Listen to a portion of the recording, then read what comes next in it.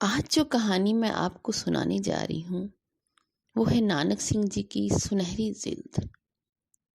मूलतः पंजाबी में लिखने वाले नानक सिंह जी की इस कहानी का अनुवाद प्रोफेसर कृष्ण कुमार खन्ना जी ने किया है। उनकी किताब नानक सिंह जी की प्रतिनिधि कहानियों में से सुनहरी जिल्द। क्या आप सुनहरी जिल्दें भी बांधते हैं? खरदीन जिल्द साज जो कि जिल्दबंदी कर रहा था, ग्राहक की बात सुनकर बोला, हाँ जी, जैसी आप कहें। ग्राहक एक अधेड़ उम्र का सिख था। दुकान के फट्टे पर बैठकर वह किताब के ऊपर पड़े रुमालों को बड़े आदर एवं कोमलता के साथ खोलने लगा। 5-6 रुमालों को उतारने के बाद उसने बीच में से किताब निकाली। दिलसाज की दुकान पर जितने कारीगर काम कर रहे थे, सभी किताब की ओर देखकर मुंह को नीचा करके हंसने लगे। एक ने तो धीरे से कह ही दिया, फूस की झोंपड़ी और हाथी दांत का परनाला। सारी किताब पन्ना पन्ना हुई पड़ी थी। उसके धुएं रंगे पृष्ठ हाथ लगने पर भुरभुराते जाते थे। जिल्द की जगह उस पर दोनों तरफ काफी मैले गत्ते लगे हुए थे, जिनके कोने मुड़े हुए थे। ऐसा लगता था जैसे इस पर कभी चमड़े की जिल्द हो। जिल्द साज ने किताब हाथ में पकड़ी और उलट पुलट कर देखा। उसे देखते ही वह आश्चर्यचकित सा ग्राहक के मुंह की तरफ देखने लगा। ये एक हस्तलिखित कुरान शरीफ था। जिल्द साज ने कहा, बन जाएगी सरदार जी। फिर संकोच से पूछने लगा, सरदार जी, कुरान शरीफ क्या आपका अपना है? लिखावट तो बड़ी कमाल की है। नहीं, ये मेरी लड़की का है। अच्छा, चीज तो सरदार जी बहुत अच्छी है, परंतु पृष्ठ बहुत खस्ता हो गए हैं। इससे तो यदि आप कोई छपा हुआ कुरान लेकर जिल्द बंधवाते तो अच्छा था। आप ठीक कहते हैं, परंतु लड़की को इससे बहुत प्यार है। ये उसके पिता की निशानी है। दिलसाज को हैरानी के साथ साथ कुछ शंका भी होने लगी। मेरी लड़की और फिर उसके पिता की निशानी? ये बात उसकी समझ में नहीं आई। उसने फिर पूछा, तो वह आप किसी रिश्तेदार की लड़की है? हाँ जी। नहीं नहीं, मेरी अपनी लड़की है। हाँ बताइए, कब तक बना देंगे?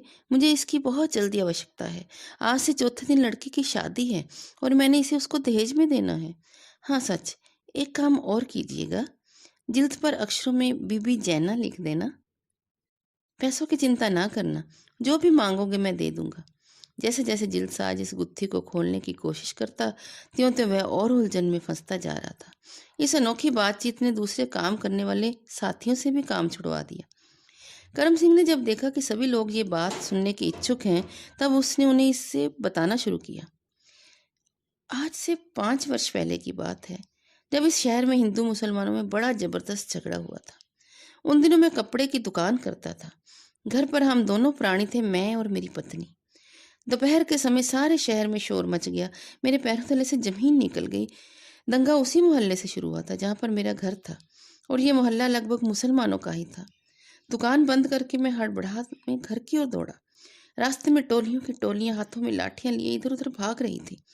मैं घर पहुंचा, पर दरवाजे पर ताला पड़ा देखकर मुझे तसल्ली हुई कि सतवंत कौर अपनी मौसी के घर चली गई है। उसकी मौसी का घर खत्रियों के मोहल्लों में था। उसकी दूरदर्शिता की प्रशंसा करता हुआ मैं उसकी मौसी के घर की ओर चल पड़ा। मेरा ऊपर का सांस ऊपर और नीचे का सांस नीचे रह गया जब मुझे ये पता चला कि सतवंत कौर तो वहां आई नहीं। अपने माथे को पीटता हुआ मैं वहीं बैठ गया। हमारी सारे दिन की अनथक खोज बेकार रही। इधर दंगा प्रतिपल जोर पकड़ रहा था। कई मोहल्ले फूंक दिए गए थे, कई दुकानें लूट ली गई थी, कई निर्दोषों के खून बहाए गए थे। थक हाफ कर मैं घर जा बैठा। काफी अंधेरा हो चुका था। सारी गली सुनसान थी। किसी किसी समय पैदल सिपाहियों के चलने की आवाज आती थी। तभी सेवा समिति का एक स्वयंसेवक मेरे घर आया। उसने मुझे बताया कि मेरी पत्नी सरकारी अस्पताल में मेरी प्रतीक्षा कर रही है। मुझे सुनकर खुशी हुई, लेकिन फिर भी मैं डरा और सहमा हुआ था। कई प्रकार की बातें सोचता हुआ मैं अस्पताल जा पहुंचा। वहां जाकर मैंने जो कुछ भी देखा उससे मुझे और हैरानी में डाल दिया। एक बूढ़ा मुसलमान सिर से पांव तक पट्टियों में बंधा हुआ बेहोश पड़ा था, और सतवंत कौर उसके पास बैठी अश्रु बहाती हुई उसके मुंह में दूध डालने का प्रयत्न कर रही थी। मुझे देखते ही वह बिलखती हुई मेरे गले लग गई। आश्चर्यचकित दृष्टि से उसकी ओर देखते हुए मैंने उसे प्यार तथा दिलासा दिया। मेरा मतलब समझकर वह बोली, अगर ये ना होते तो। इसके आगे मैं बोल न सकी। अंत में उसने पूरा विवरण देकर अपनी आप बीती सुनाई। उसने बताया, दंगे फसाद की खबर सुनते ही मैं सारे गहने और नकदी को एक छोटे से बक्से में डालकर उसे अपनी बगल में दबाकर अपनी मौसी के घर की ओर चल पड़ी। रास्ते में मैंने गुंडों की एक टोली को अपनी ओर आते देखा। इनसे बचने के लिए मैं घबरा कर इधर उधर देखने लगी। जब मुझे भागने का कोई रास्ता न मिला तो मैं इस बूढ़े हलवाई की दुकान पर जाकर खड़ी हो गई, परंतु मेरे पीछे ही गुंडों की टोली आ पहुंची। मेरा बक्सा देखकर वे समझ गए कि इसमें काफी माल है। परमात्मा इस बूढ़े बाबा का दोनों जहान में भला करे। इसने मुझे पिछले कमरे में बंद कर दिया और खुद गुंडों से निपटने के लिए दुकान पर खड़ा हो गया। इसने उन लोगों को बहुत समझाया, परंतु उनका कहना था कि यदि बक्सा उन्हें दे दिया जाए तो वे चले जाएंगे। आखिर जब वे ना टले तब इसने खोलते दूध के प्याले भर भर कर उन पर फेंकने शुरू कर दिए। वे एक बार तो भाग गए, परंतु जब उन्होंने ये देखा कि दूध की कढ़ाई खाली होगी तो वे फिर वापस आ गए। दूसरी बार इसने चूल्हे से आग और जलती हुई राख निकालकर उनके ऊपर फेंकनी शुरू कर दी। उनमें से कुछ के तो सिर और कपड़े झुलस गए, पर इससे उनका जोश और भी बढ़ गया, गुस्सा और भी बढ़ गया।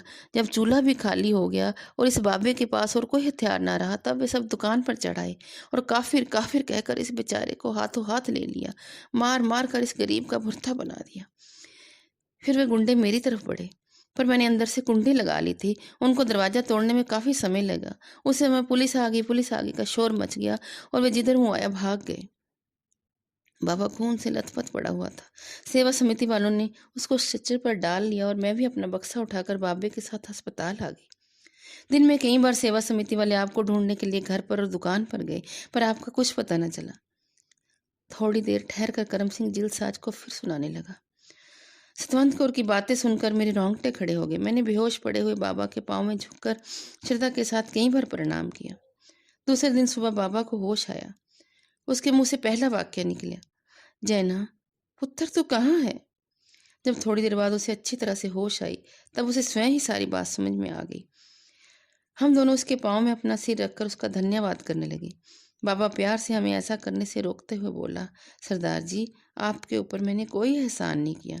जैसी मेरी जैना बेटी वैसे ये। पर सरदार जी, अल्लाह के लिए उसे यहाँ ले आओ, अकेली मर जाएगी। अगर बेचारे की माँ होती तो भी वह मेरे पीछे से जैसे तैसे पल जाती। अब कौन उसे? कहते कहते बूढ़ा रोने लगा। उसके बताए पते पर जाकर हम जैना को ले आए। जैना उस समय 10 साल की थी, बड़ी भोली भाली। चाहे रो रो कर वह बेहाल हो गई थी, परंतु अपने पिता के गले लगकर उसका दुख आधा हो गया। 1.25 महीना अस्पताल में रहने पर भी जब बाबा की सेहत में कोई फर्क पड़ता दिखाई न दिया, तब हम उसे अपने घर ले आए। अंदर की चोटों ने उनकी कमर को बेकार कर दिया था। छाती की चोटें भी अंदरूनी थी। घर आकर जैना हमारे साथ ऐसे घुल मिल गई जैसे वह हमारे ही घर जन्मी पली हो। वह हमें बड़ी प्यारी लगती। सतवंत कौर को तो माने जैसे कोई खजाना मिल गया। कभी हमारी भी 3 बरस की एक लड़की थी जो परमात्मा ने हमें देकर वापस बुला ली थी। हमें यही लगता था कि परमात्मा ने हमारी छीनी हुई चीज हमें लौटा दी है। हम एक पल के लिए भी जैना को आंखों से ओझल नहीं कर सकते थे। खाट पर लेटा हुआ बाबा जब हमें जैना से प्यार करते हुए देखता तो खुशी से उसकी आंखों में आंसू आ जाते थे। बहुत से डॉक्टरों का इलाज करवाया, परंतु बाबे की सेहत में कोई सुधार ना हुआ। अचानक ही उसकी छाती से खून आने लग पड़ा और उसकी हालत हर पल खराब होती गई। आखिर एक रात वह जैना का हाथ सतवंत के हाथों में थमाकर शांति, तसल्ली तथा बेफिक्री से इस दुनिया से विदा हो गया। दूसरे दिन एक सिख परिवार के घर में से एक मुसलमान का जनाजा पूरे मुसलमानी रीति रिवाज से निकलता देख मोहल्ले के लोग प्यार के आंसू बहा रहे थे। उसी दिन से मैंने जैना के लिए एक योग्य मौलवी उस्ताद उसे दोनों समय कुरान शरीफ पढ़ाने के लिए रख दिया था। अब जैना की आयु 15 बरस की है और उसने सारे कुरान शरीफ को 5 वर्षों में याद कर लिया है। एक खानदानी मुसलमान के साथ उसकी सगाई हो चुकी है और आज से चौथे दिन उसका निकाह होने वाला है। विवाह चाहे मुसलमानी रीति रिवाज से होगा, परंतु इसमें हिंदू, मुसलमान, सिख सभी शामिल होंगे। जैना का दहेज बनाने में हमने अपनी ओर से कोई कसर नहीं छोड़ी, परंतु ये कुरान शरीफ जैना को बहुत प्यारा है। यही उसके पिताजी पढ़ा करते थे और इसी से जैना ने शिक्षा प्राप्त की है। इसलिए मैं इसकी बढ़िया जिल्द बंधवाकर उसको दहेज में देना चाहता हूँ। खैर दिन जिल्द साज और उसके कारीगरों ने मानो पत्थर के बुत बनकर ये सारी कहानी सुनी। उन्होंने आदर से सिर झुकाया और अपनी आंखें पोंछी। किसी किसी ने तो 1-2 आहें भी भरी और फिर अपने अपने काम में लग गए। जिल्द समय पर बांध देने की बात पक्की करके रुमालों को लपेटकर अपनी जेबों में डालता हुआ करम सिंह अपनी राह चल पड़ा।